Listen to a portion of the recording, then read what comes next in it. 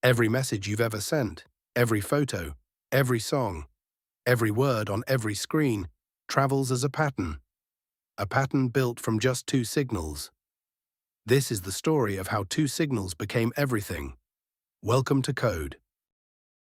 A quiet street, just after 9, two houses face each other across the dark, and in each one, a kid who isn't done talking. Lights out was an hour ago, voices carry, floorboards creak. The night has closed every channel, except one, a flashlight. Point it at the far window, press the switch, and light crosses the street in an instant. No sound, no wires, nothing between the houses but a beam. But a flashlight can't speak. It can't write. It can do exactly one thing: turn on and turn off. So here is tonight's problem, simple to ask, enormous to answer. How do you say something with a light that can only blink? Start with a bigger question. What is a code? A code is an agreement, a shared rule that says, this signal means that thing. The alphabet is a code, 26 shapes standing in for the sounds of speech. Braille is a code, patterns of raised dots read with a fingertip. A red traffic light is a code, one lamp, one meaning. Stop. Most codes aren't secret. They work precisely because everyone agreed on the rules in advance. And notice something else. Every code is shaped by the channel it travels through.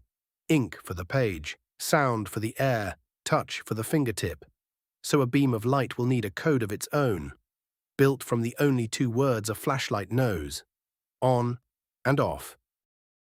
First attempt, draw the letters, wave the beam through the air, and trace each shape in light. From across the street, it's hopeless. The eye sees only a smear, no edges, no corners, no letters. Second attempt, turn the alphabet into numbers. 1 blink for A, 2 for B, 3 for C, all the way to 26 for Z. Now any word can be spelled. But count the cost. The word code costs 27 blinks, and lose count just once. A C becomes a D, and the message quietly falls apart. It works, the way digging a tunnel with a spoon works. Then, a discovery from history. In the 1830s, Samuel Morse faced this exact problem. Not with light, but with electric pulses on a telegraph wire. His answer: stop using one kind of signal, use two. A short flash, call it a dot. A long flash, call it a dash. String them together, and every letter becomes a short, unmistakable pattern. And hidden in the design, a beautiful trick. The most common letters get the cheapest codes. E, the workhorse of English, is a single dot. T, a single dash. Rare letters like Q pay for their rarity with longer patterns. Frequent things, cheap. Rare things, expensive. Compression, a century before computers. Time to send a real message. 5 letters, hello. H, 4 short flashes, dot, dot, dot, dot. E, the easiest letter of all, 1 dot, L, dot, dash, dot, dot, then L again, and O, 3 long flashes, dash, dash, dash. The rhythm is the grammar. A dash burns 3 times longer than a dot. Inside a letter, the gaps stay tight.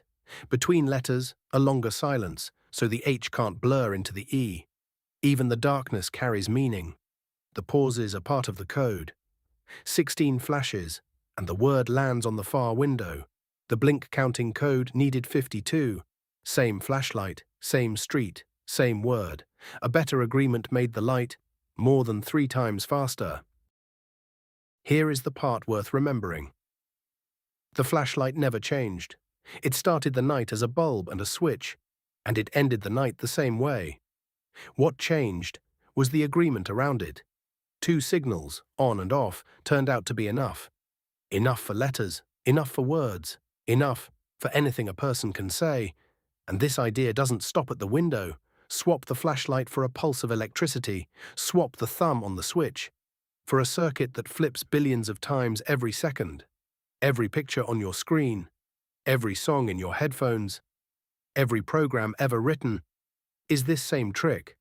2 states, and a very good set of rules. Next time, if 2 symbols are all you have, how many messages can they hold? The answer comes from counting, and counting is where everything begins.